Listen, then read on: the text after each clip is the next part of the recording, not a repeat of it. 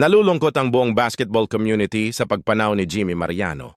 Si Jimmy Mariano ay isang pangalan na nagbigay ningning sa Philippine basketball, hindi lamang bilang isang mahusay na manlalaro, kundi bilang isang hinahangaang coach.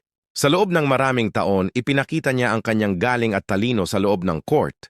At bilang coach ay naabot niya ang mga tagumpay na hanggang ngayon ay kinikilala. Noong 1990 sa ilalim ng kanyang pamumuno, nagwagi ang Presto Tivolis ng All-Filipino Championship, isang patunay ng kanyang husay, karunungan, at pagmamahal sa laro. Siya ay kilala sa kanyang kababaang loob, respeto sa lahat, at profesional na pamumuno.